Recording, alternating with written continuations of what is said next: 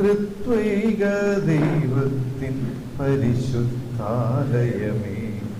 ബാവാ തമ്പുരാന്റെ ഓമനപുത്രി, പുത്രൻ തമ്പുരാന്റെ വാത്സല്യമാതാവേ, റൂഹാ തമ്പുരാന്റെ നിർമ്മല മണവാട്ടി, ത്രിത്വൈക ദൈവത്തിൻ പരിശുദ്ധാലയമേ, ദൈവത്തിനൊന്നും അസാധ്യമല്ല എന്ന് വിശ്വസിച്ചവളെ നീ ഭാഗ്യവതി. ദാസിതൻ താഴ്മയെ ദൈവം കടാക്ഷിച്ചു, തലമുറകളെല്ലാം നിന്നെ പ്രകീർത്തിക്കും. ബാവാ തമ്പുരാന്റെ ഓമനപുത്രി, പുത്രൻ തമ്പുരാന്റെ വാത്സല്യമാതാവേ, റൂഹാ തമ്പുരാന്റെ നിർമ്മല മണവാട്ടി, ത്രിത്വൈക ദൈവത്തിൻ പരിശുദ്ധാലയമേ, വിശ്വാസം ശരണം സ്നേഹം ലഭിക്കാൻ ഞങ്ങൾക്കായി പ്രാർത്ഥിക്കണേ. എളിമതൻ പര്യായമായ അമ്മേ, ഞങ്ങൾക്കായി പ്രാർത്ഥിക്കണേ.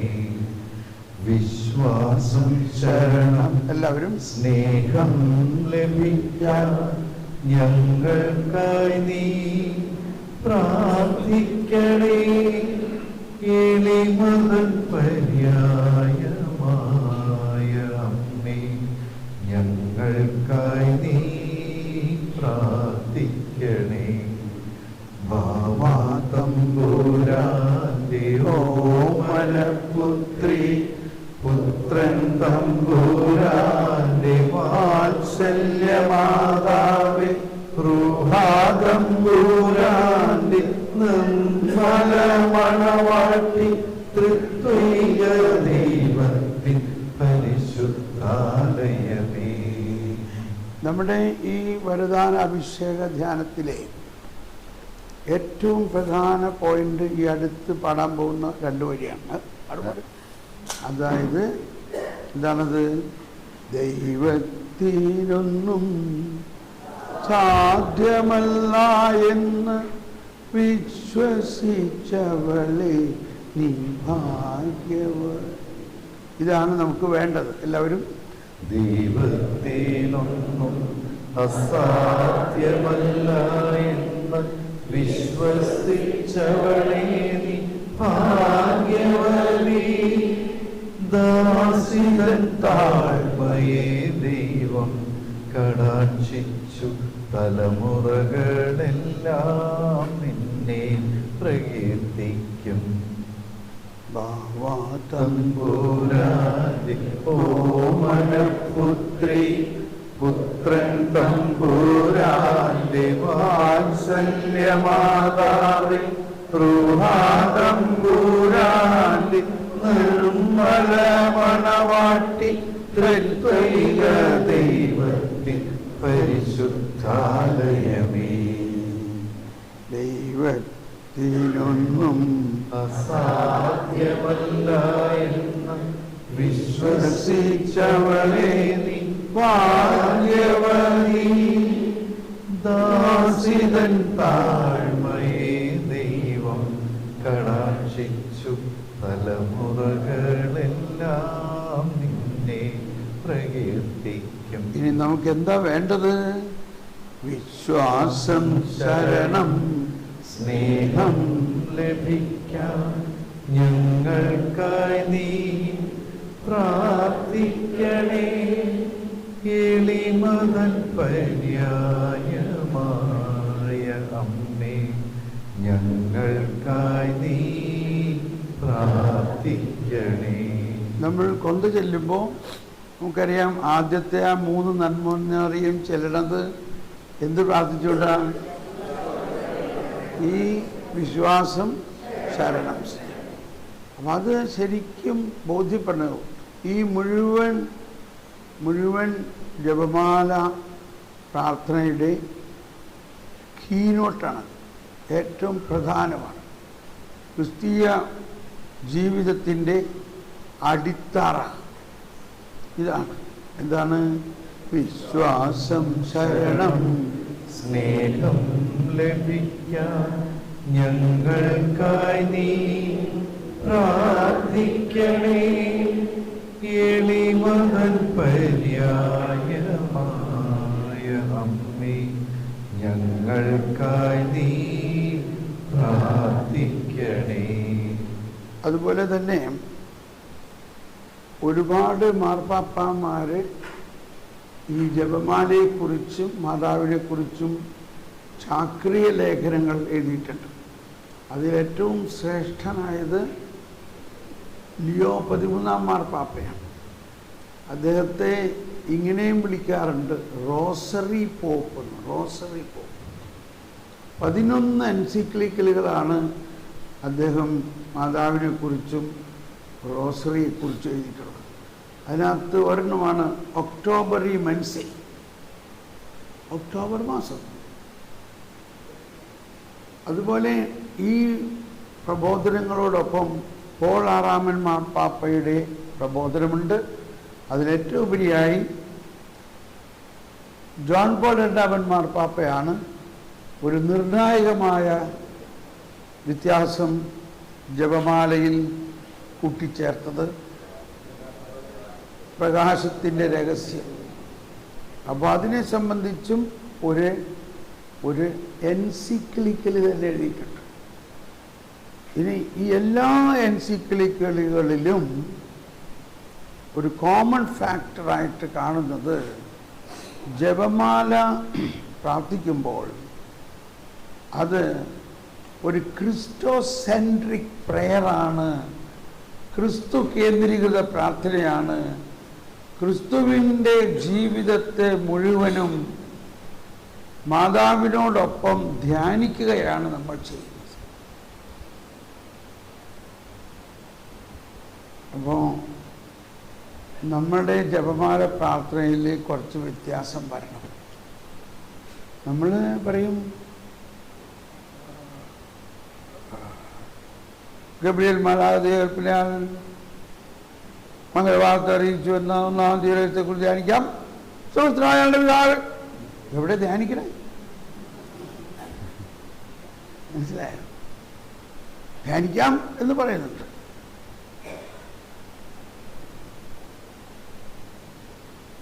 അപ്പോൾ ഞങ്ങൾ ആദ്യകാലങ്ങളിൽ ഇങ്ങനെ മാതാവിൻ്റെ ചില പാട്ടുകൾ എഴുതി ജപമാല കുറേയും കൂടി ഭക്തിപൂർവം. അന്ന് ഈ പേഴ്സണൽ പേരമാതിരി വേറൊരു ലീഫ്ലെറ്റ് നമ്മളുണ്ടാക്കിയിരുന്നു. അതായത് ഈ ഓരോ രഹസ്യത്തിലെയും വചനം, അതും അങ്ങനെയും ചില പുസ്തകങ്ങളുണ്ട്. ഓരോ രഹസ്യവും ആ സുവിശേഷത്തിലെ ഏത് വചനത്തിൻ്റെ അടിസ്ഥാനത്തിലാണ്. അപ്പോൾ അതല്ലെങ്കിൽ നമുക്ക് ഓർമ്മയുണ്ടല്ലോ അതെല്ലാം. ആ വചനഭാഗത്തെ പ്രാർത്ഥന ലീഡ് ചെയ്യുന്ന ആൾ ആ വചനഭാഗത്തെ ഒന്ന് വായിക്കുകയോ അതേക്കുറിച്ചൊരു ഗബ്രിയേൽ മാലാഖ മറിയത്തിൻ്റെ അടുത്ത് വന്ന് പറഞ്ഞു, മറിയമേ ഭയപ്പെടേണ്ട, നീ ഗർഭിണിയാവും, നീ പുത്രനെ പ്രസവിക്കും. മറിയ ചോദിച്ചു, ഇതെങ്ങനെ സംഭവിക്കും? ഞാനൊരു പുരുഷനെ അറിയുന്നില്ലല്ലോ. അപ്പോൾ മാലാഖ പറഞ്ഞു, പരിശുദ്ധാത്മാവ് നിന്റെ മേൽ വരും. അങ്ങനെ ആ ഭാഗം ജോൺ പോൾ 2 മാർപ്പാപ്പയുടെ ഒരു പ്രബോധനത്തിൽ പറയുന്നുണ്ട്, പഴയ നിയമത്തിൽ എവിടെയും സ്ത്രീയുടെ മേൽ ആത്മാവ് വരുന്ന കാര്യം പറഞ്ഞിട്ടില്ല. അപ്പം അതിനെക്കുറിച്ച് ചില വിമർശനാത്മക കമൻട്രികളുണ്ട്. ചിലർ പറയും യഹൂദർക്ക് സ്ത്രീകളോട് ഉള്ള ആ സ്നേഹക്കുറവ് കൊണ്ടാണ് സ്ത്രീകളോടുള്ള ബഹുമാനക്കുറവ് കൊണ്ടാണെന്നൊക്കെ പറയും. എന്തായാലും മാർപ്പാപ്പ എഴുതിയിരിക്കുന്നത് എന്നാൽ സുവിശേഷത്തിൽ മത്തായിയിലും ലൂക്കയിലും ആദ്യ അധ്യായത്തിൽ തന്നെ സ്ത്രീയുടെ മേൽ പരിശുദ്ധാത്മാവ് വരുന്നതും ആ സ്ത്രീ മറ്റൊരു സ്ത്രീയുടെ അടുത്തേക്ക് പോയപ്പോൾ അവരിൽ പരിശുദ്ധാത്മാവ് വരുന്നതുമാണ് നമ്മൾ കാണുന്നത്. ഇല്ലേ? എത്ര മനോഹരമില്ലേ? അപ്പം ഈ രഹസ്യങ്ങളെ നിങ്ങൾ ഇങ്ങനെ ഒന്ന് കുറച്ചുകൂടി വിശദമായിട്ട് മനനം ചെയ്ത് പ്രാർത്ഥിക്കണം. ഇത് വളരെ തൊണ്ടയൊക്കെ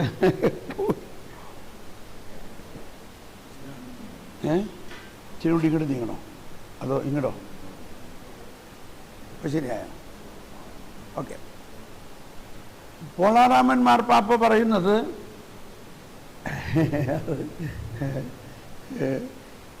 ഈശോയെക്കുറിച്ച്, ഈശോയുടെ ജീവിതത്തെക്കുറിച്ച് റോസറിയുടെ ഓരോ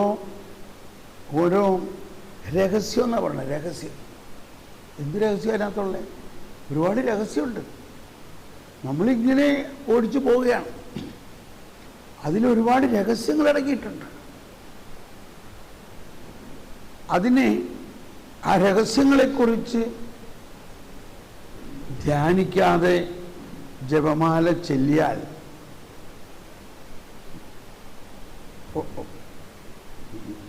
പോളാറാമൻ മാർപ്പാപ്പ പറഞ്ഞിരിക്കുകയാണ്, ജപമാല കൊണ്ട് വലിയ പ്രയോജനമൊന്നുമില്ല.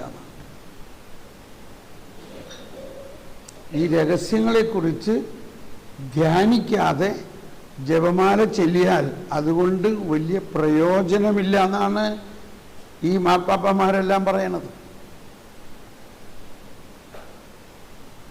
അതുകൊണ്ട് നിങ്ങളെങ്കിലും ജപമാല ചെല്ലുമ്പോൾ അതിനു വേണ്ടി ഒന്ന് തയ്യാറാകുക.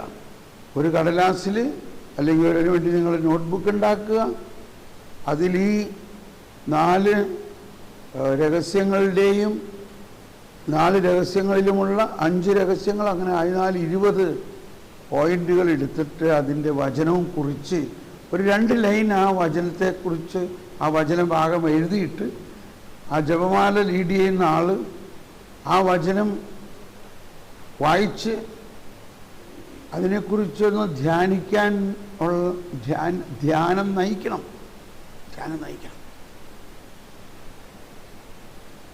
അപ്പോൾ പണ്ടൊരിക്കലൊരു ധ്യാനത്തിൽ ഞാൻ തന്നെ അങ്ങനെ നയിച്ച്, അപ്പോൾ കുറച്ച് സമയമെടുക്കും പക്ഷേ അത് വലിയ ഒരു അനുഭവമായിരിക്കും. അത് പറയുമ്പോഴാണ് എൻ്റെ ജീവിതത്തിലുണ്ടായ ഒരു സാക്ഷ്യമായിട്ട് ഞാൻ പറയാം. ഞാൻ ഈ എൻജിനീയറിംഗ് ജോലി ചെയ്യുന്ന കാലത്ത് കർണാടകയിലെ സ്ഥലത്തിൻ്റെ പേര് മറന്നില്ല, ഗുൽബർഗയുടെ അടുത്ത് വാടി എന്ന സ്ഥലത്തൊരു വലിയ സിമെൻറ്റ് പ്ലാന്റിൻ്റെ കൺസ്ട്രക്ഷനിലായിരുന്നു. അവിടെ നിന്ന് ഒരു വലിയ മെഷീനറി കോയമ്പത്തൂർ, ദൈവം ഈ സ്ഥലമൊക്കെ ഞാൻ ഓർക്കണില്ലല്ലോ, കോയമ്പത്തൂർ വലിയൊരു സിമെൻറ്റ് ഫാക്ടറി ഉണ്ട്. Madukkarai, thank you, Madukkarai. ഇതൊക്കെ എൻ്റെ ജീവിതത്തിൻ്റെ ഭാഗമാണ്. അവിടേക്ക് കൊണ്ടുപോകണം.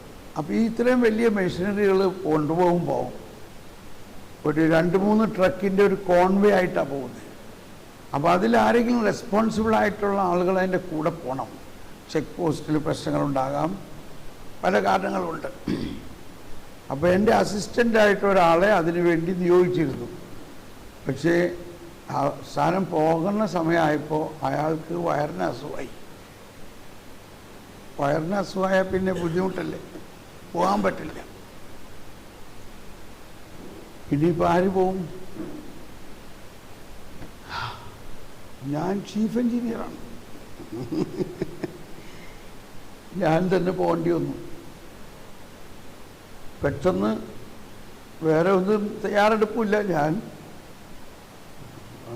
മധുക്കരെ പോകണം. അപ്പോൾ എനിക്ക് ഒരു സന്തോഷമുണ്ടായിരുന്നത് മധുക്കരയിൽ നിന്ന് പെട്ടെന്ന് നാട്ടിലേക്ക് വരാം, അടുത്ത വണ്ടി കയറിയിട്ട് ആലുവയ്ക്ക് വരാമെന്നുള്ളൊരു സന്തോഷമുണ്ടായിരുന്നു. പക്ഷേ ഈ ട്രക്കിൽ ഡ്രൈവറുടെ ഒപ്പം ഇരുന്നിങ്ങനെ പോണ നേരത്ത് ഞാൻ എന്ത് ചെയ്യാനാ, ഇയാളോട് എന്ത് സംസാരിക്കാനാ? അപ്പോൾ എനിക്ക് തോന്നി, പോക്കറ്റിൽ കൈയിട്ടപ്പോൾ കൊന്ത, പോക്കറ്റിൽ കൊന്തയുണ്ടായിരുന്നു. ഞാൻ വിചാരിച്ചത് നല്ല തക്കം, കൊന്ത വിശദമായിട്ടങ്ങ് ഒരു 2 ദിവസത്തെ യാത്രയുണ്ട്, വളരെ സ്ലോയിലാണ് പോണത്, വിശദമായിട്ടങ്ങ് കൊന്തയില്ലി കളയാമെന്നാണ് വിചാരിച്ചു. ഞാനത് ഇപ്പോഴും ഓർക്കുകയാണ്. നമ്മൾ വീട്ടിലൊക്കെ ഓടിച്ച് ചെല്ലുന്നതിന് പകരം നമുക്കൊരു ധൃതിയില്ല. അങ്ങനെ അപ്പോഴാണ് ഓരോ രഹസ്യത്തെക്കുറിച്ച് നമുക്കെല്ലാം അറിയാലോ, അതിൻ്റെ ആ സുവിശേഷ ഭാഗം. അപ്പം അന്ന് നമ്മുടെ കയ്യിൽ ഇതേമാതിരി ഫോണൊന്നുമില്ല, നോക്കാനോ ബൈബിളും ഇല്ല. ആ സുവിശേഷ ഭാഗത്തെ മനസ്സിലേക്ക് കൊണ്ടുവന്ന് ധ്യാനിച്ച്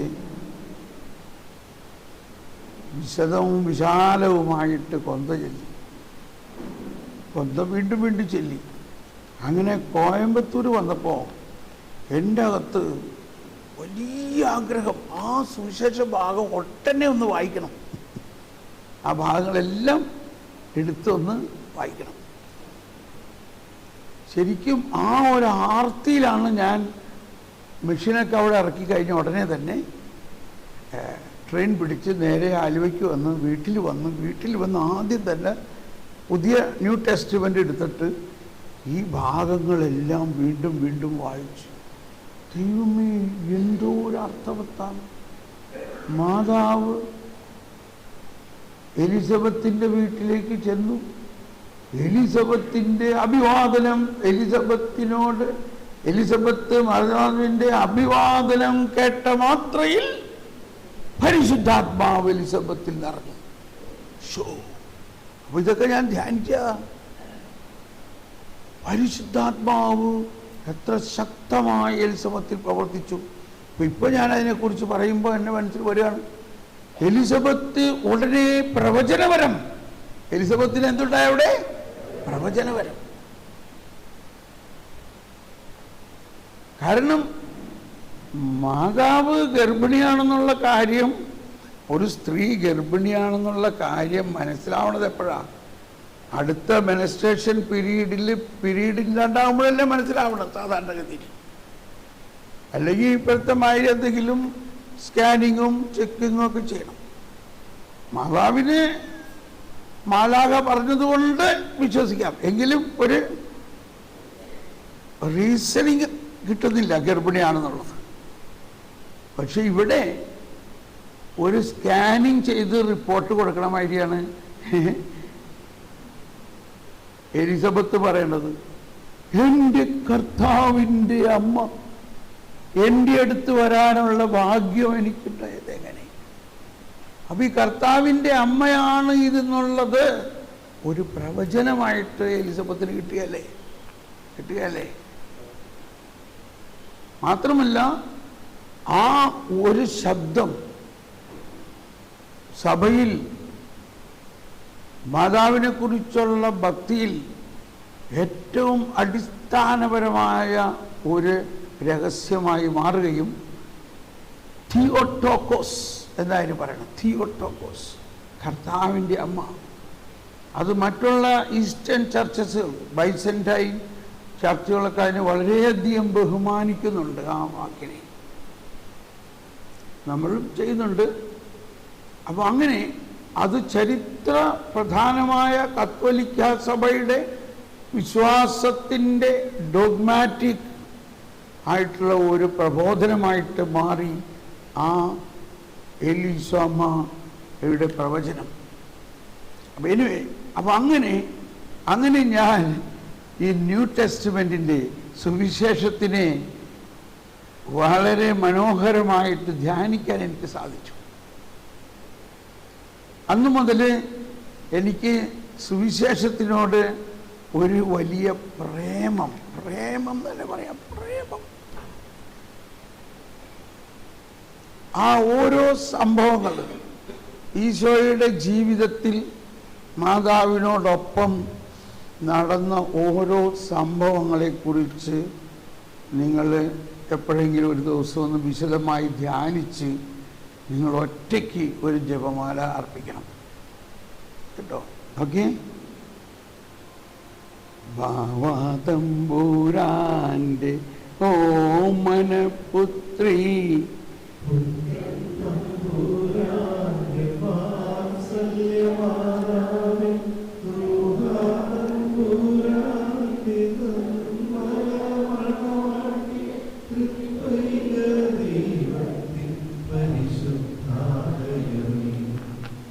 ദൈവത്തിനൊന്നും സാധ്യമല്ല എന്ന്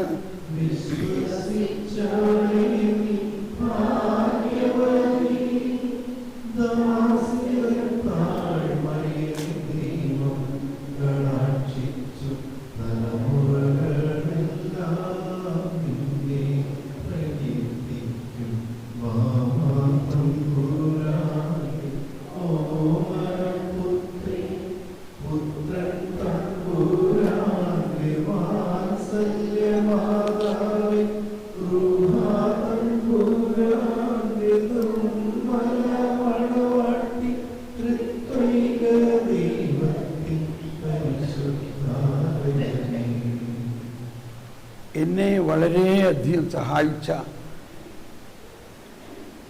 ഒരു വാക്യമാണിത്. മാതാവിനോടുള്ള നമ്മുടെ ഭക്തിയിൽ നമ്മൾക്ക് നേടേണ്ടത് മാതാവ് സഭയുടെ ഈശോയുടെ മാതാവാണ്, സഭയുടെ മാതാവാണ്. അതുകൊണ്ട് നമ്മളെല്ലാവരുടെയും മാതാവാണ്. മാതാവിൻ്റെ വിശ്വാസമാണ്. അപ്പോൾ ഞങ്ങൾ ആദ്യത്തെ ധ്യാനത്തിൽ തന്നെ കേരളത്തിലേക്ക് വരുമ്പോൾ ട്രെയിനിലിരുന്ന് ഇങ്ങനെ പ്രാർത്ഥിക്കാം. ഞാൻ പറഞ്ഞത് 2000 സിസ്റ്റർമാരെയും 300 അച്ഛന്മാരെയും ധ്യാനിക്കുക. ഞങ്ങൾ 4 അൽമായർ, എൻ്റെ കൂടെ മരിയ, ഷൈനി, കണ്ണില്ലാത്ത ബാബു. ഈ കണ്ണില്ലാത്ത ബാബുവാണ് ഓർഗൻ വായിക്കുന്നത്. അപ്പോൾ ഞങ്ങളിങ്ങനെ ട്രെയിനിലിരുന്ന് മാതാവിനോട് പ്രാർത്ഥിക്കുമ്പോൾ ഒരു പ്രാർത്ഥന ഇങ്ങനെ വന്നു. കാനായിൽ വന്നപ്പോൾ ഞങ്ങളുടെ ഹൃദയത്തിൽ ഇന്ന് കടന്ന് വന്നിടണേ, അവരുടെ വീഞ്ഞ് തീർന്നു പോയി എന്ന് പുത്തനോടൊന്ന് ചൊല്ലിടണേ. അപ്പോൾ ഷൈനി പറഞ്ഞു, ഇത് നമുക്കൊരു പാട്ടാക്കാലോ. ആഹാ, അപ്പം നമുക്ക് പാട്ടൊക്കെ എഴുതാല്ലേ. അങ്ങനെയാണ് ആ ഗാനം ഉത്ഭവിച്ചത്. അപ്പോൾ അത്രയും ആണ് ആദ്യം വന്നത്. അത് കഴിഞ്ഞപ്പോഴാണ് അടുത്ത ഒരു ലൈൻ, കുരിശിൽ നിന്നെന്ന് ഞാനീ സ്വരം കേട്ടു, ഇതാണു നിന്റെ അമ്മ, പ്രാണപീഡയുന്ന നാഥനെന്ന്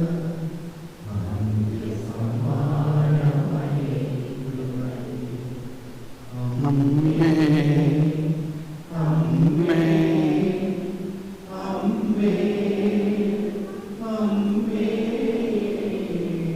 കുരിശിൽ നിന്നു ഞാനീ സ്വരം കേട്ടു, ഇതാണു നിന്റെ അമ്മ. ഒരു കൽഭരണിയാം എന്നിലുള്ള അതൊക്കെ. അപ്പം അങ്ങനെ ഉണ്ടായ ആ ഗാനം ആദ്യം പാടിയത് ഈ ധ്യാനത്തിലായിരുന്നു. അപ്പോൾ അത് പാടുന്നതിന് മുമ്പ് ഒരു ഇൻട്രൊഡക്ഷനായിട്ട് ഞാനിങ്ങനെ പറയാൻ വന്നു. അതും ഒരു ചരിത്ര പ്രസിദ്ധമായ മറിയം അല്ലെങ്കിൽ പരിശുദ്ധ അമ്മ കുരിശിൻ്റെ ചുവട്ടിൽ നിൽക്കുന്നു. സ്വന്തം മകനെ തൻ്റെ കൺമുമ്പിൽ വെച്ച് നഗ്നനാക്കി പീഡിപ്പിച്ച് അടിച്ച് കുരിശിൽ ആണിയടിച്ച് കൊല്ലുന്നത് കണ്ടു നിൽക്കാൻ ഏത് അമ്മയ്ക്ക് സാധിക്കും? ഇവിടെയുള്ള അമ്മമാർക്ക് ആർക്കെങ്കിലും ചിന്തിക്കാൻ പറ്റുമോ? നമ്മുടെ മക്കളെ ടീച്ചർ അടിച്ചെന്നും പറഞ്ഞ് വന്നപ്പോൾ തന്നെ നമ്മൾ പോയിട്ട് ടീച്ചറിനോട് സമാധാനം ചോദിക്കുക, എന്തിനാ എൻ്റെ മോനെ അടിച്ച്? പഠിച്ചില്ലെങ്കിൽ വേണ്ട, നിങ്ങൾ അടിക്കാൻ പറഞ്ഞിട്ടുണ്ടോ? ഇല്ലേ? ഇങ്ങനെയൊക്കെ ചോദിച്ചൂടെ? ആ സ്ഥാനത്ത് മാതാവ് അപ്പോൾ ഇങ്ങനെ വന്നു. ഈശോയുടെ മരണസമയത്ത് ദൈവപുത്രനെ കുരിശിൽ തറച്ച് കൊല്ലുന്ന ആ സമയം, അതാണ് ഏറ്റവും മനുഷ്യകുലം ചെയ്ത ഏറ്റവും വലിയ പാപമെന്നാണ് പറയുന്നത്. മനുഷ്യകുലം ചെയ്ത ഏറ്റവും വലിയ പാപം ദൈവപുത്രനെ കുരിശിൽ തറച്ച് കൊന്നു എന്നതാണ്. എന്നാൽ ആ സമയത്ത് തന്നെ ഈശോയുടെ ഹൃദയത്തിൽ നിന്ന് ഒഴുകിയ കരുണ ആ പാപത്തിന് പരിഹാരമാകുകയും അതിനെ ക്ഷമിക്കുകയും ചെയ്തു. അതാണ് ഏറ്റവും വലിയ ക്ഷമ. ഈ സമയത്ത് സൂര്യനിലുണ്ടു കണ്ടോ, സൃഷ്ടികൾ പ്രതികരിക്കുന്നു, പാറ പിളർന്നു, പ്രതികരണം. ഭൂമി കുലുങ്ങി, എന്നാൽ കുലുങ്ങാതെ നിന്നു അമ്മ. ഇപ്പൊ കേട്ടല്ലോ ഒച്ച, പ്രതികരണമാണ് അത്. ആ ധ്യാനത്തില് ആ സമയത്ത് ഞാനിത് പറയുമ്പോൾ ഈ 300 വൈദികരിലും 2000 സിസ്റ്റേഴ്സിലും അവരെല്ലാവരും ഇങ്ങനെ വാവിട്ട് കരയുന്ന ഒരവസ്ഥയായി. പിന്നീട് അതൊരു ഗാനമായിട്ട് എഴുതി. കുരിശിൽ തൻ സുതൻ ജീവൻ, കുരിശിൽ തൻ സുതൻ ജീവൻ വെടിഞ്ഞെന്ന് നട്ടുച്ചയ്ക്ക് സൂര്യനിരുണ്ടു, പാറ പിളർന്നു, ഭൂമി കുലുങ്ങി, കുലുങ്ങാതെ അമ്മയിത സുതനോടൊപ്പം. അപ്പൊ ഇതാണ് മാതാവിൽ നിന്നും നമുക്ക് കിട്ടേണ്ട വലിയ ഒരു പ്രബോധനം. ജോൺ പോൾ മാർപ്പാപ്പയുടെ ഒരു ചാക്രിക ലേഖനമുണ്ട് ആദ്യകാലത്ത് എഴുതിയത്, റിഡംഡർ മാത്തർ, the mother of the redeemer. അതിൽ പ്രിയാമ്പിളിൽ തന്നെ, അതിൻ്റെ ആമുഖത്തിൽ തന്നെ ഈ കാര്യം എഴുതിയില്ല. തൻ്റെ മകനെ കുരിശിൽ തറയ്ക്കുന്നത് കണ്ട് വീരോചിതമായ വിശ്വാസത്തോടെ, like a heroic faith, she stood undisturbed. അതാണ് വിശ്വാസം എന്ന് പറയുന്നത്. എന്താണ് ഒരു കത്തോലിക്ക വിശ്വാസം എന്ന് പറയുന്നത്? അതിൻ്റെ സാമ്പിൾ എന്താണ് അതിൻ്റെ സാമ്പിൾ? ഈ കുരിശിൻ്റെ ചുവട്ടിൽ സ്വന്തം മകനെ കുരിശിൽ തറച്ച് കൊല്ലുന്നത് കണ്ടു നിൽക്കാനും, ആ മകനെ തൻ്റെ മടിയിലേക്ക് പിയാത്ത എടുക്കാനും, ആ മടിയിൽ കിടക്കുന്ന മകനെ നോക്കിക്കൊണ്ട് നമ്മളൊക്കെ വിചാരിക്കുന്നത് പല തരമൊക്കെ ഉണ്ടാകാം. വലിയ ആകുലതയായിരിക്കാം, വ്യാകുലതയായിരിക്കാം. പക്ഷേ എനിക്ക് തോന്നുന്നത് അങ്ങനെയല്ല. എനിക്ക് തോന്നുന്നത് ഈശോ പറഞ്ഞ വചനങ്ങൾ മാതാവിൻ്റെ ഹൃദയത്തിലേക്ക് വന്നു. പ്രധാനമായൊരു വചനം ഇതായിരുന്നു: ഈ ദേവാലയം നിങ്ങൾ നശിപ്പിക്കുവിൻ, 3 ദിവസം കൊണ്ട് ഞാൻ ഇത് പണിതുയർത്തും. അവരെന്നെ കൊല്ലും, എന്നാൽ 3-ാം ദിവസം ഞാൻ ഉയർത്തെഴുന്നേൽക്കും. ഈ മകനെ കാണാതെ പോയ 3 ദിവസങ്ങളിൽ അമ്മ വിഷമിച്ചതൊക്കെ ഓർത്തു. പക്ഷെ ഇപ്പോൾ ഓർക്കുകയാണ്, ഏടാ മോനെ, നീ പറഞ്ഞത് ഇപ്പൊ എനിക്ക് മനസ്സിലായി. ഈ ദേവാലയം അവർ നശിപ്പിക്കും, എന്നാൽ 3-ാം ദിവസം ഞാനിത് പണിതുയർത്തും. ഈ ഇതിൻ്റെ യഥാർത്ഥ വിശ്വാസമുള്ള ഒരേ ഒരു വ്യക്തി മാതാവ് മാത്രമായിരുന്നിരിക്കണം. നീ ഉയർക്കും, നിന്നെ 3-ാം ദിവസം ഞാൻ കാണൂടാ. ഹല്ലേലൂയ. അതുകൊണ്ട് ഉയർത്തുമെന്ന് കേട്ടിട്ട് ശിമയോൻ പത്രോസും യോഹന്നാനും മുണ്ട് മടക്കി കുത്തി ഓടി. അങ്ങനെ ഒന്ന് ചിന്തിക്കില്ലേ? അവര് മുണ്ട് മടക്കി കുത്തിയിട്ട് ഓടി. പക്ഷേ മാതാവ് ഓടിയില്ല. എന്തുകൊണ്ട് ഓടിയില്ല? എനിക്കറിയാം അവൻ ഉയർക്കും. കാരണം അവൻ പറഞ്ഞിട്ടുള്ളതെല്ലാം സംഭവിക്കും. അതുകൊണ്ടാണ് അരുൾ ചെയ്തതുപോലെ ഉയർത്തെഴുന്നേറ്റു. എപ്പോഴും ഉയർപ്പിനെ കുറിച്ച് പറയുമ്പോൾ പറയാറുള്ള എന്താ? അരുൾ ചെയ്തതുപോലെ ഉയർത്തെഴുന്നേറ്റു. വെറുതെ ഉയർക്കല്ല ചെയ്തത്. കർത്താവ് മുൻകൂട്ടി എല്ലാം പറഞ്ഞായിരുന്നു. ഓക്കെ, ഇപ്പം കാറ്റഗിസത്തിലെ വളരെ മനോഹരമായ ഒരു ഭാഗം ഇതാണ് 274. ഇതൊന്ന് ശ്രദ്ധിക്കണം. വിശ്വാസത്തിൽ ഇപ്പം നമ്മൾ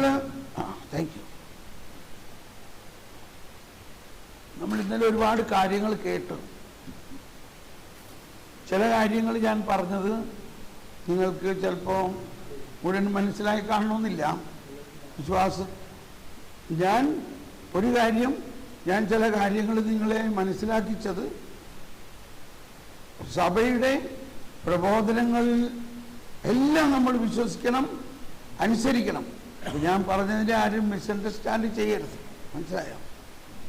പക്ഷേ അതോടൊപ്പം അതിൻ്റെ ഉപരിയായിട്ടുള്ള വലിയ രഹസ്യങ്ങൾ കൂടി മനസ്സിലാക്കണം. അതൊക്കെ ഞാൻ ഇന്നലെ പറഞ്ഞു. അതുകൊണ്ട് ആരും തെറ്റിദ്ധരിക്കരുത്. അപ്പോൾ ഇവിടെയാണ് നമ്മുടെ വിശ്വാസം വളർന്നാലും മാത്രമേ പല കാര്യങ്ങളും നമുക്ക് മനസ്സിലാവുള്ളൂ. അതോടൊപ്പം ജ്ഞാനത്തിന് വേണ്ടി പ്രാർത്ഥിച്ചാലേ, ഇപ്പോൾ നമ്മൾ മാതാവിൻ്റെ ലുത്തിനി ചെല്ലുമ്പോൾ ശ്രദ്ധിച്ചിട്ടുണ്ടോ? ബോധജ്ഞാനത്തിൻ്റെ സിംഹാസനമേ. എന്താ അതിൻ്റെ അർത്ഥം? എന്താ ബോധജ്ഞാനത്തിൻ്റെ സിംഹാസനം എന്ന് പറഞ്ഞ അർത്ഥം? ആത്മജ്ഞാനത്തിൻ്റെ. അപ്പൊ ഈ മാതാവിനെ കുറിച്ച് തന്നെ എന്തു പറയും? പക്ഷെ അതില് ഈ ബോധജ്ഞാനത്തിൻ്റെ സിംഹാസനം എന്ന് പറഞ്ഞാൽ യേശുവാണ് ബോധജ്ഞാനം, യേശുവാണ് ജ്ഞാനം. ആ യേശുവാകുന്ന ജ്ഞാനം മാതാവിൻ്റെ മടിയിൽ ഇരിക്കുന്നു. ആ സ്റ്റാച്ചു നിങ്ങൾ ഓർക്കണം. മാതാവിൻ്റെ മടിയിൽ ഈശോ ഇരിക്കുന്നു. അപ്പം മാതാവിൻ്റെ മടിയിൽ ഈശോ ഇരിക്കുമ്പോൾ ഈ മാതാവ് ഒരു കത്തീഡ്ര പോലെയാണ്, എന്ന് പറഞ്ഞാൽ ഒരു ചെയർ പോലെയാണ്, ഒരു സിംഹാസനം പോലെയാണ്. മനസ്സിലായോ? അപ്പൊ സിംഹാസനത്തിൽ ആരായിരിക്കണേ? ഈശോ. അപ്പൊ ആരാണ് ബോധജ്ഞാനം? ഈശോ. ബോധജ്ഞാനത്തിന്റെ സിംഹാസനമാണ് മാതാവ്. എന്ന് പറഞ്ഞാൽ ആ ബോധജ്ഞാനം മാതാവിൻ്റെ മടിയിൽ ഇരിക്കുന്നു, വളരുന്നു. ആ മാതാവ് ഈ ജ്ഞാനത്തിൽ നിന്നാണ് മാതാവിന് ജ്ഞാനം ലഭിക്കുന്നത്. അതേസമയം ഈ യേശു മാതാവിനെ അനുസരണയുള്ളവനായി 30 വർഷം ജീവിച്ചു. അപ്പോൾ ഈ മാതാവിനെ എത്രത്തോളം ജ്ഞാനം ദൈവം കൊടുത്തിരിക്കണം, മനസ്സിലായോ? ഓക്കെ, അപ്പൊ ഇവിടെ പറയുന്നത് ഒരിക്കലെങ്കിലും ദൈവത്തിന് അസാധ്യമായി ഒന്നുമില്ല എന്ന ചിന്തയെ നമ്മുടെ മനസ്സുകളിൽ ദൃഢപ്പെടുത്തുന്നതാണ് നമ്മുടെ വിശ്വാസത്തെയും പ്രത്യാശയും ഉറപ്പിക്കാൻ ഏറ്റവും പ്രാപ്തമായ മാർഗം. മനസ്സിലായോ? ദൈവത്തിന് അസാധ്യമായി,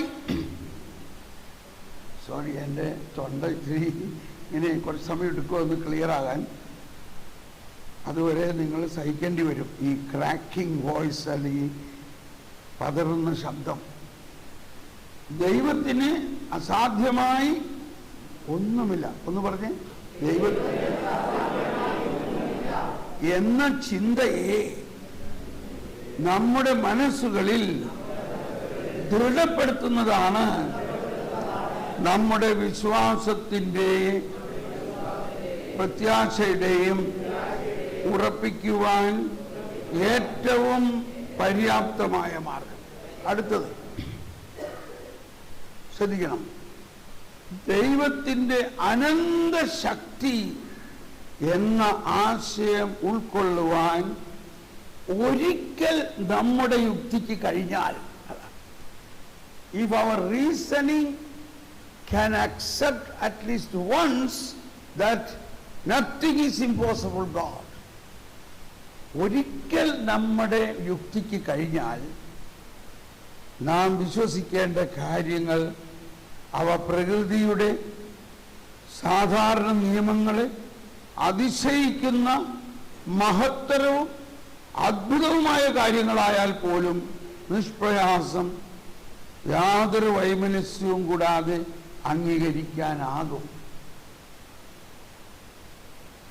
മനസ്സിലാവുന്നുണ്ടോ? അപ്പോ അടിസ്ഥാനപരമായി നമ്മുടെ റീസണിങ്, നമ്മുടെ യുക്തിയിൽ ഇത് കയറണം. എന്ത്? ദൈവത്തിന് ഒന്നും അസാധ്യമല്ല എന്നത്, ദൈവത്തിൻ്റെ ഈ അനന്ത ശക്തിയെക്കുറിച്ച് ഒരിക്കലെങ്കിലും, അതിനും കൂടി വേണ്ടിയാണ് ഈ അത്ഭുതങ്ങളും അടയാളങ്ങളും. ഞാൻ കുറച്ച് ദിവസം മുമ്പ് ഒരു വീഡിയോ ഇങ്ങനെ കണ്ടു. ഒരു പ്രൊട്ടസ്റ്റന്റ് പാസ്റ്ററുടെയാണ്, വളരെ പ്രസിദ്ധനായ പഴയ കാലത്തൊരു വീഡിയോ. ചുമ്മാ ഞാനിങ്ങനെ യൂട്യൂബ് തുറന്നപ്പോൾ പെട്ടെന്ന് ഈ വീഡിയോ ചാടി വന്നു, മിറാക്കിൾസ്. അപ്പൊ അതിൽ പറയാണ് അദ്ദേഹം, ഒരു സ്ത്രീ അവരുടെ ജനനേന്ദ്രിയങ്ങളെല്ലാം എടുത്ത് മാറ്റി ഓപ്പറേഷൻ ചെയ്തു. എന്ന് പറഞ്ഞാൽ ഒരുപക്ഷെ യൂട്രസും ഓവറിയെല്ലാം ചില അസുഖങ്ങൾ വരുമ്പോൾ അതെടുത്ത് മാറ്റണമല്ലോ, അങ്ങനെ എടുത്ത് മാറ്റി. അവൾ ഒരു പ്രൊട്ടസ്റ്റന്റ് പാസ്റ്ററുടെ പ്രയർ മീറ്റിങ്ങിന് വന്നപ്പോൾ, ആ പാസ്റ്ററുടെ അടുത്ത് പ്രാർത്ഥിക്കാൻ വന്നപ്പോൾ ആ പാസ്റ്റർ പറയാണ്, നിന്റെ ജനനേന്ദ്രിയങ്ങളെല്ലാം വീണ്ടും റീക്രിയേറ്റ് ചെയ്തിരിക്കുന്നു, നീ ഗർഭിണിയാവുന്നു. ഇത് നമ്മളാരെങ്കിലും സമ്മതിക്കോ? Can you believe it? അത് കഴിഞ്ഞ് 1.5 മാസം കഴിഞ്ഞപ്പോൾ അവള് ഗർഭിണിയായിരിക്കുന്നു.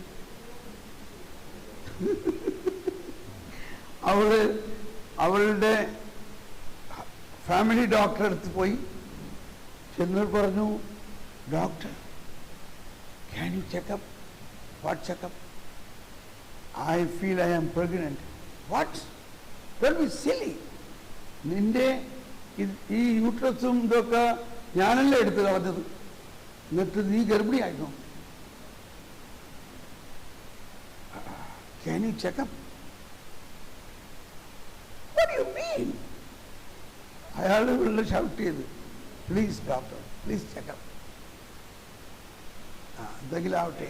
ഡോക്ടർ സമ്മതിച്ചു. ചെക്ക് ചെയ്തപ്പോൾ he was shocked. She is pregnant. അപ്പോ ഇവിടെ ചോദിക്കാണ്, doctor, are you a believer? No, I never believe in God. Okay, now what do you think? Now I think God exists. And He can do things which is impossible. അപ്പോൾ അതിനും കൂടി വേണ്ടിയിട്ടാണ് ഇങ്ങനെയുള്ള അത്ഭുതങ്ങൾ നടത്തുന്നത്.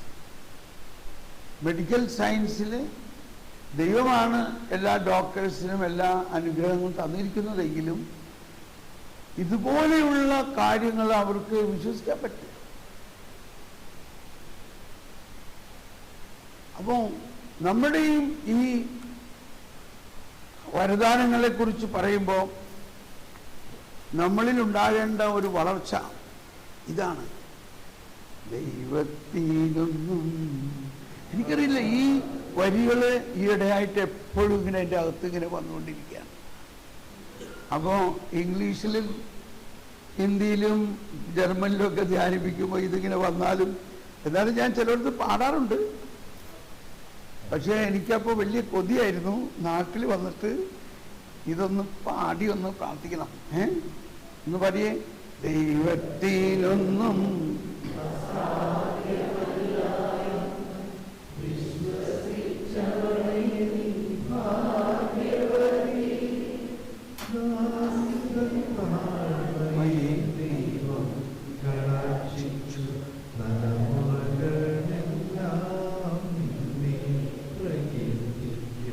ഓക്കെ.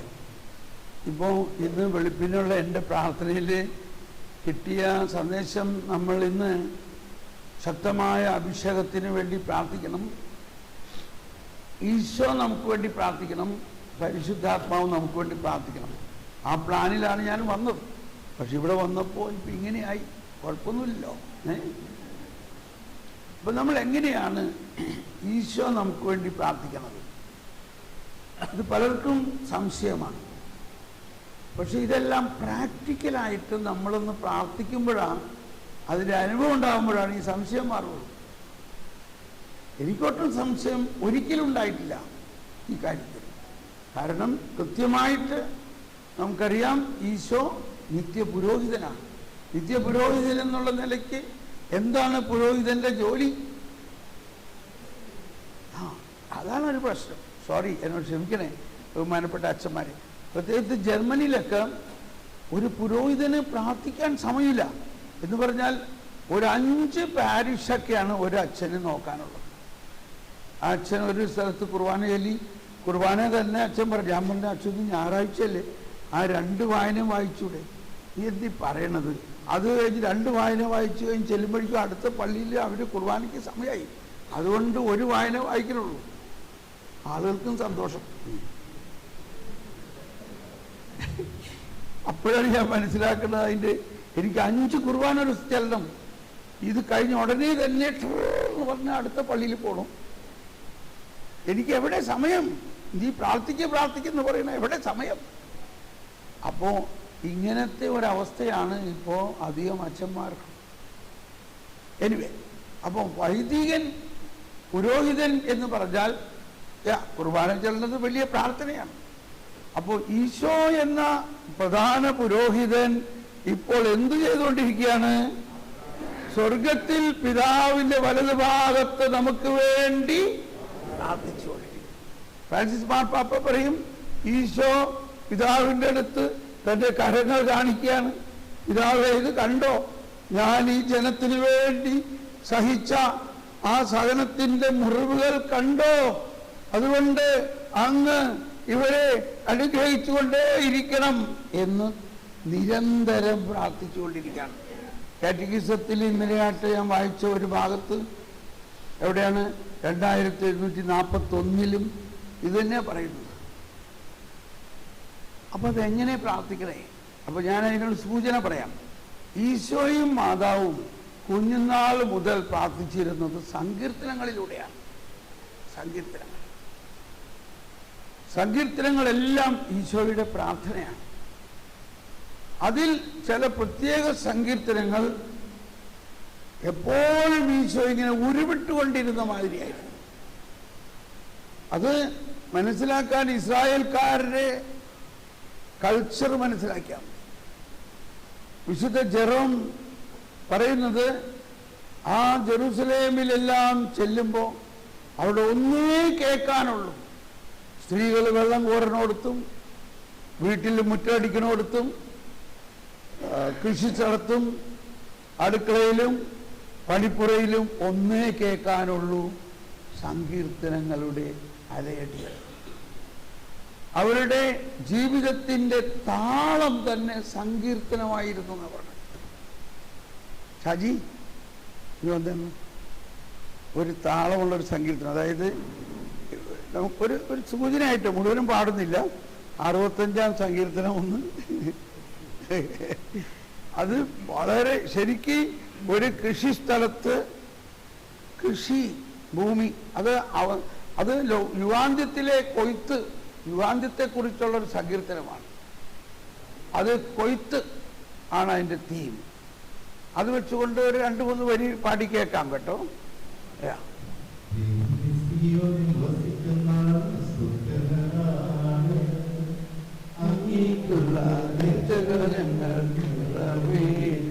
കൈയടിക്കാം. പ്രാർത്ഥന ശ്രമിക്കുന്നവരെ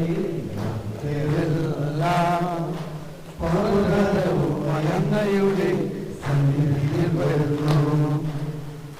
അകൃത്യങ്ങളിൽപ്പെടുമ്പോഴൊന്ന് ഞങ്ങളെ മോചിപ്പിക്കുന്നു. അങ്ങയുടെ അങ്കണത്തിൽ വസിക്കാൻ തന്നെ തിരഞ്ഞെടുത്തു. കൊണ്ടുവരുന്നവൻ ഭാഗ്യവാൻ.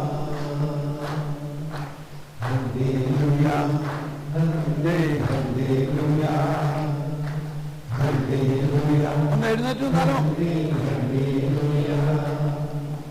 ഞങ്ങളുടെ ആലയത്തിലെ വിശുദ്ധ മന്ദിരത്തിലെ നന്മ കൊണ്ട് സംതൃപ്തരാകും. ഞങ്ങളുടെ രക്ഷയായ ദൈവമേ, ഭീകരമായ പ്രവൃത്തികളാൽ ഞങ്ങൾക്ക്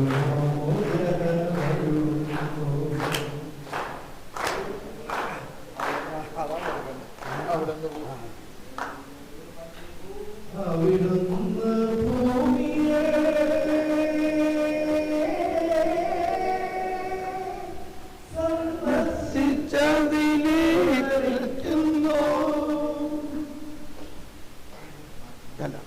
എങ്ങനെ നനയ്ക്കണം എന്നുള്ളത് പരിശുദ്ധാത്മാവിലുള്ള അഭിഷേകമാണ്.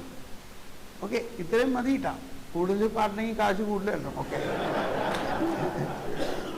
ഓക്കെ, ഇരിക്കല്ലേ. അപ്പോ മനസ്സിലായോ? സങ്കീർത്തനങ്ങളിലൂടെ പ്രാർത്ഥിക്കുക എന്ന് പറഞ്ഞാൽ. അപ്പോൾ നമുക്ക് പ്രാക്ടിക്കലായിട്ട് 1-2 ചെറിയ സങ്കീർത്തനങ്ങളെ എല്ലാവർക്കും നല്ല ഈശോ പ്രാർത്ഥിക്കണതെന്നോ, ഈശോ മാതാവും ഇങ്ങനെ പ്രാർത്ഥിക്കണേ. സങ്കീർത്തനം പാടിയാണ് പ്രാർത്ഥിക്കുന്നത്. അപ്പോൾ 1-2 വളരെ സ്പർശനമുള്ള സങ്കീർത്തനമാണ്. 63-ാം സങ്കീർത്തനത്തിലെ 8-ാമത്തെ വരി. എൻ്റെ അങ്ങയോടൊട്ടി അങ്ങയുടെ വലത്തു കൈ എന്നെ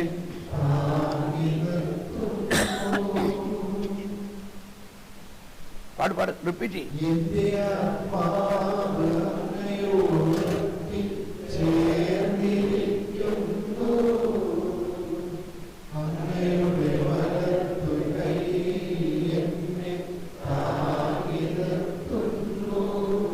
ഇവിടെ ഈശോ പിതാവുമായിട്ടുള്ള ബന്ധവും നമ്മൾ ഈശോവുമായിട്ടുള്ള ബന്ധവുമാണത്.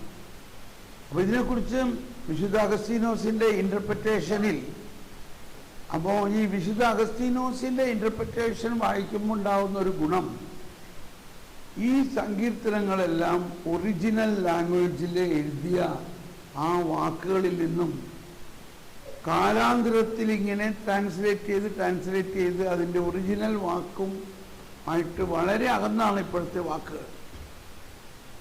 അപ്പോൾ അതിൽ പറയാണ്, ഒറിജിനൽ വാക്ക് അതിനകത്ത് എഴുതിയിരിക്കുന്നത് ഇങ്ങനെയാണ്: പശ വെച്ചൊട്ടിച്ചിരിക്കുന്നു എന്നാണ്. എൻ്റെ ആത്മാവ് അങ്ങയോട് പശ വെച്ചൊട്ടിച്ചിരിക്കുന്നു എന്നാണ് എഴുതിയത്. അപ്പോഴാണ്, എന്നിട്ട് ആ പശ എന്താണ്? ആ പശ കൃപയാണ്. കൃപ. ആ പശ എന്താണ്? കൃപ. അപ്പൊ കൃപ ദൈവത്തിന്റെ സൗജന്യമായ ദാനമാണ്, സൗജന്യമായ ഇടപെടലാണ്. കൃപ എന്ന് പറഞ്ഞാൽ ദൈവിക ജീവൻ മാനുഷികതയിൽ ലയിക്കുന്നതിനെ കൃപ എന്ന് പറയും. എല്ലാവരും ഒന്ന് ഇപ്പൊ ബൈബിൾ കയ്യിലിരിക്കുകയാണ്. ഓക്കെ, അപ്പോൾ നമ്മൾ മനസ്സിലാക്കണം, നമ്മളിപ്പോൾ ഒരുപാട് കൃപ എന്ന് പറയും. എന്താ കൃപ?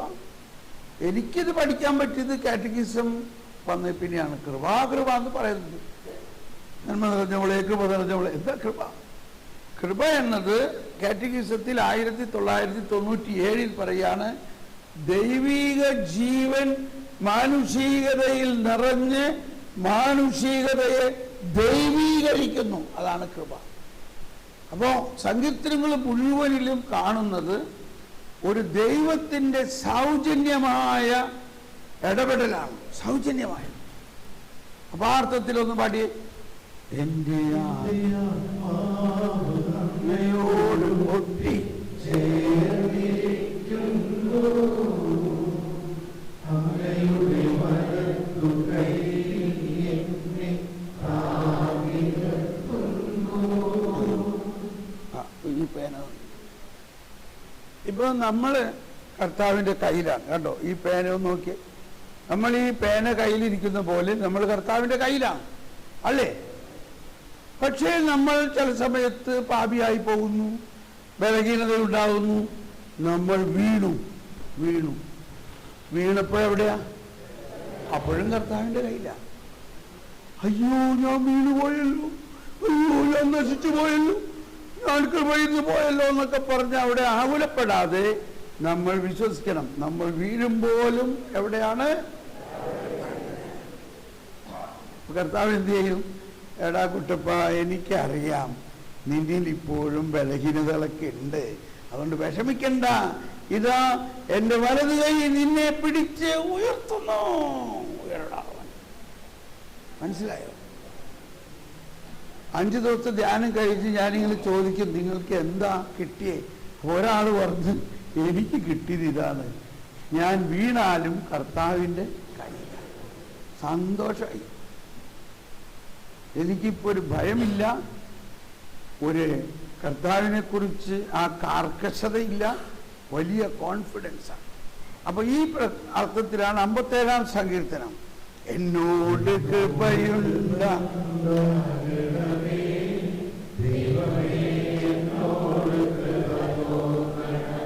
എല്ലാവരും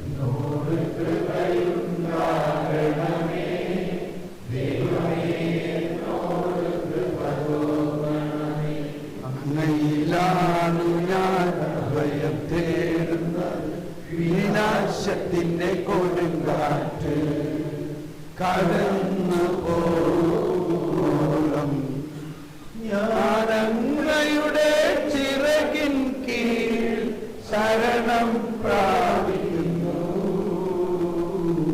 എന്നോട് കൃപയുണ്ടാകണമേ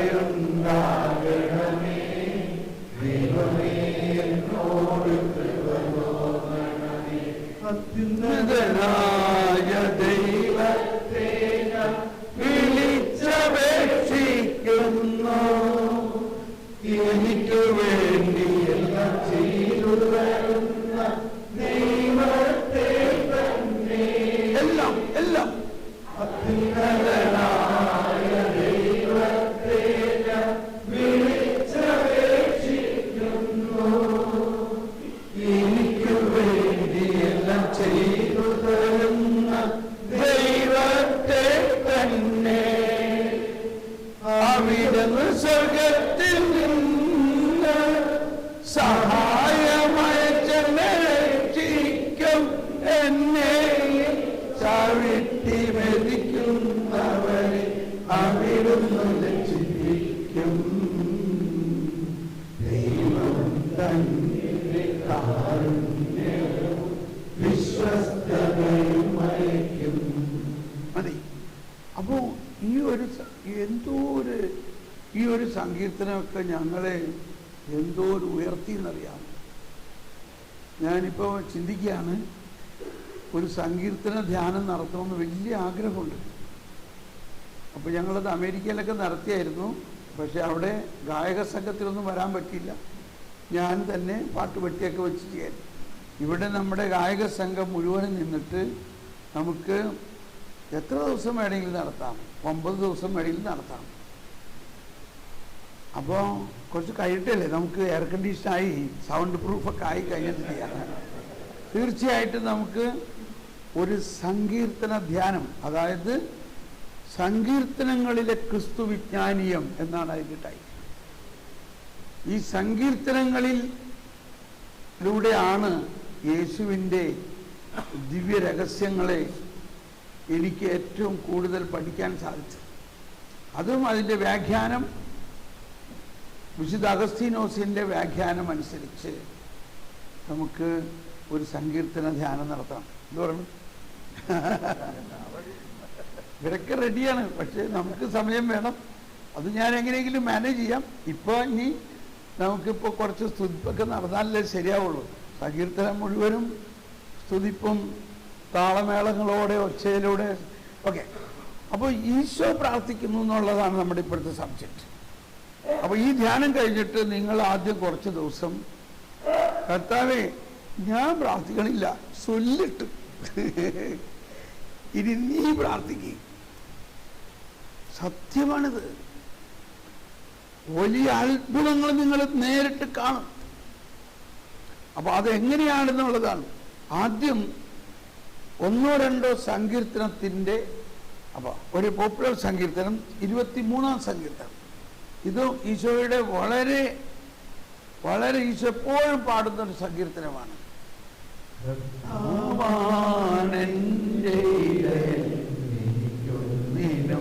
23-ാം സങ്കീർത്തനം. അതിന്റെ വരികൾ തന്നെ നോക്കിയേ.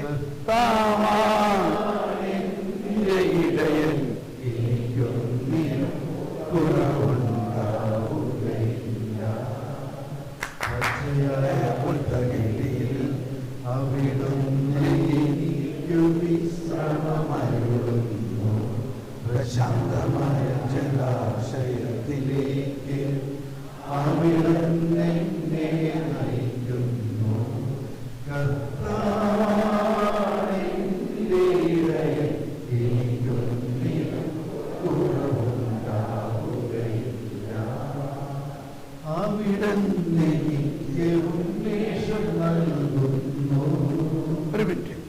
ഇപ്പം ഇവിടെ ഈ സങ്കീർത്തനത്തിൻ്റെ അർത്ഥം മനസ്സിലാക്കിയിട്ട് പാടുമ്പോഴാണ് പച്ചയായ പുൽത്തടി, ഈ ആടുകളെ പച്ചപ്പുല്ലും അത് കഴിഞ്ഞ് വെള്ളം കുടിപ്പിക്കാൻ കൊണ്ടുപോകും അല്ലേ. പച്ചപ്പുല്ല് അത് ചട്ടന്ന് പറഞ്ഞിട്ട് വേഗം തിന്നും. അത് കഴിഞ്ഞ് വെള്ളം കുടിപ്പിച്ചിട്ട് അവരെ അവിടെ ഇരുത്തും. അപ്പം അവരെ അയവിറക്കും. അതായത് അവരുടെ വയറ്റിൽ ആമാശയത്തിൽ നിന്ന് ഈ ഭക്ഷിച്ചതിനെ വീണ്ടും പുറത്തു കൊണ്ടുവരാനുള്ള ഒരു സംവിധാനം ഈ ആടുകളിലും പശുവിലുണ്ട്, മറ്റ് ജീവികളിലില്ല. അതുകൊണ്ടാണ് യഹൂദർ പന്നീനെ തിന്നാത്തത്. പന്നിയിൽ അയവിറക്കണ അവസ്ഥയില്ല, എന്നാൽ ആടിന് അയവിറക്കുന്ന അവസ്ഥയുണ്ട്. ഇത് വാസ്തവത്തിൽ ദൈവിക രഹസ്യങ്ങളുടെ ഒരു കലവറയാണ്. ദൈവവചനം നമ്മൾ ചുമ്മാ കളിച്ച് തിന്നാ പോരാ, അത് പരിശുദ്ധാത്മാവാകുന്ന ജലം ഉപയോഗിച്ച് അതിനെ അയവിറക്കണം. അതിനാണ് നമ്മൾ ധ്യാനിക്കുക, റിക്കലക്ട് ചെയ്യുക എന്നൊക്കെ പറയുന്നത്. അപ്പം ആ അർത്ഥത്തിൽ വേണം. എന്താണ് ഇവിടെ? അപ്പോൾ നമ്മളാകുന്ന ഒരാത്മാവിനെ നമ്മുടെ ഇടയനാകുന്ന ഈശോ ആദ്യം എന്താ തീറ്റിക്കുന്നത്? പച്ചപ്പുല്ല് ദൈവവചനമാണ്, ഈശോയുടെ തന്നെ വചനമാണ്. ജലാശയം പരിശുദ്ധാത്മാവാണ്. അത് കഴിഞ്ഞു കഴിയുമ്പോൾ നമുക്ക് ഉന്മേഷമുണ്ടാവുന്നു എന്ന് പറഞ്ഞാൽ അതൊക്കെ ട്രാൻസ്ലേഷന് അതിൻ്റെ ഒറിജിനൽ വാക്ക് പുതുജീവൻ എന്നാണ്. You will get a new life. കണ്ടോ, അത് ട്രാൻസ്ലേറ്റ് ചെയ്ത് വന്നപ്പോൾ ഉന്മേഷം ഒന്നായി. അപ്പോൾ ഒറിജിനൽ ട്രാൻസ്ലേഷനിൽ you will get a new life, അതായത് ഒരു മനുഷ്യ വ്യക്തി യേശുവാകുന്ന വചനവും യേശുവിൻ്റെ പരിശുദ്ധാത്മാവിലും നിറഞ്ഞു കഴിയുമ്പോൾ അവരെ വീണ്ടും ജനിച്ചു എന്നർത്ഥം. അതിനുശേഷം മരണത്തിന്റെ നിഴൽ വീണ താഴ്വരയിലൂടെയാണ് ഞാൻ, മരണത്തിന്റെ നിഴൽ വീണ താഴ്വരയിലൂടെയാണ് ഞാൻ നടക്കുന്നതെങ്കിലും അവിടുന്ന് കൂടെയുള്ളതിനാ ഞാൻ ഭയപ്പെടുകയില്ല. ഓക്കെ, ഇത്രയും മതി. അപ്പോൾ ഇനി വേറെ 1-2 സങ്കീർത്തനത്തിൻ്റെ വരികൾ കൂടി അർത്ഥം മനസ്സിലാക്കി നമ്മൾ പഠിക്കണം. ഒന്ന് 16-ാം സങ്കീർത്തനം. അതിൽ കർത്താവാണ് എൻ്റെ ഓഹരി. കർത്താവ് ആരാ? നമ്മുടെ കർത്താവ് നമ്മുടെ അവകാശമാണ്. കർത്താവാണ് എൻ്റെ ഓഹരി. മനസ്സിലാവുന്നുണ്ടോ? Is our inheritance. നമ്മൾ ദൈവഭവനത്തിലാണ്. ദൈവഭവനത്തിൽ ദൈവത്തിൻ്റെ മക്കളാണ്. മക്കളായതുകൊണ്ട് നമ്മൾ അവകാശികളാണ്. നമ്മുടെ അവകാശം എന്താ? ദൈവം തന്നെയാണ് നമ്മുടെ അവകാശം. ഒന്ന് പാടിയേ. കർത്താവാണെന്റെ ഓഹരിയും പാനപാത്രവും എന്റെ ഭാഗവേയമവിടുത്തെ കരങ്ങളിലാണ്. അഭികാമ്യമായ ദാനമാണെനിക്ക് ആണെന്നു കിട്ടിയിരിക്കുന്നത് വിശിഷ്ടമായ അവകാശം എനിക്കു ലഭിച്ചിരിക്കുന്നു. ഉപദേശം നൽകുന്ന കർത്താവിനെ ഞാൻ വാഴ്ത്തുന്നു. രാത്രിയിലും എന്റെ അന്തരംഗത്തിൽ പ്രബോധനം നിറയുന്നു. ജ്ഞാനം, ദൈവത്തിന്റെ ജ്ഞാനം രാത്രിയിലും നിറയും. നമ്മൾ ഉറങ്ങുന്ന നേരത്തും നമ്മുടെ ആത്മാവ് ഉറങ്ങുന്നില്ല, നമ്മുടെ മനസ്സും ഉറങ്ങുന്നില്ല. അതുകൊണ്ടല്ലേ അലാം അടിക്കുമ്പോൾ നമ്മൾ കേൾക്കണേ. അലാം അടിക്കണത് കേൾക്കണ്ടോ? എന്തുകൊണ്ടാ? നമ്മുടെ മനസ്സ് ഉറങ്ങുന്നില്ല, നമ്മുടെ ആത്മാവ് ഉറങ്ങുന്നില്ല. അപ്പോൾ നമ്മൾ ഇതൊക്കെ പണ്ട് ഞാൻ ചെയ്തിട്ടുള്ളതാണ്. ഇപ്പോഴും ഈ ഓഡിയോ, അതായത് ഈ പാട്ട് അല്ലെങ്കിൽ ഈശോയുടെ വചനം ഇങ്ങനെ കേട്ടുകൊണ്ട് കിടന്നങ്ങ് ഉറങ്ങി അതിങ്ങനെ നമ്മുടെ ആത്മാവിലേക്ക് ജ്ഞാനം പകർന്നുകൊണ്ടേയിരിക്കും. വിശ്വാസം ഹിന്ദിയിലാണ് സുന്യ സെ വിശ്വാസ് ഉത്പन्न होता है എന്ന് പറഞ്ഞേ. സുന്യ സെ വിശ്വാസ് ഉത്പന്ന होता है. സുന്ന ചാഹിയേ ഈശ വചൻ, ക്രിസ്തുവിന്റെ വചനം കേൾക്കണം. അപ്പോൾ ഇവിടെ ഈ സങ്കീർത്തനത്തിലെ പ്രധാന ഇത് ഈശോയുടെ പീഡാനുഭവം ഉയർപ്പിനെ കുറിച്ചാണ്. ഇതിന്റെ അവസാനം പറയാണ് തന്റെ നീതിമാൻ ഇല്ല അതല്ല കഴുകാൻ ആ ഭാഗത്ത കർത്താവെപ്പോഴും എന്റെ കൺമുമ്പിലുണ്ട്. അവിടുന്ന് എന്റെ വലത്ത് ഭാഗത്ത് ഉള്ളത് കൊണ്ട് ഞാൻ കുലുങ്ങുകയില്ല. കുരിശ് കിടക്കണം. എന്റെ ഹൃദയം സന്തോഷിക്കുകയും ആനന്ദം കൊള്ളുകയും ചെയ്യുന്നു. എന്റെ ശരീരം സുരക്ഷിതമായി വിശ്വസിക്കുന്നു. അതാണ് കല്ലറ. ഈശോ മരിച്ചു അടങ്ങി. എന്നെ പാതാളത്തിൽ തള്ളുകയില്ല. അങ്ങയുടെ പരിശുദ്ധൻ ജീർണിക്കാൻ അനുവദിക്കും. ഞാൻ 3-ാം ദിവസം ഉയർക്കും. എന്റെ ശരീരം ജീർണിക്കാൻ അവിടുന്ന് അനുവദിക്കുകയില്ല. ഇതൊക്കെ പ്രവചനമാണ് ഈശോയുടെ ഉയർപ്പിനെ കുറിച്ച്. ഓക്കെ, നമുക്ക് ഇരിക്കാം. ഇന്ന് വിഷമിച്ചോ? ഓക്കെ, മതി. ഇനി നമുക്ക്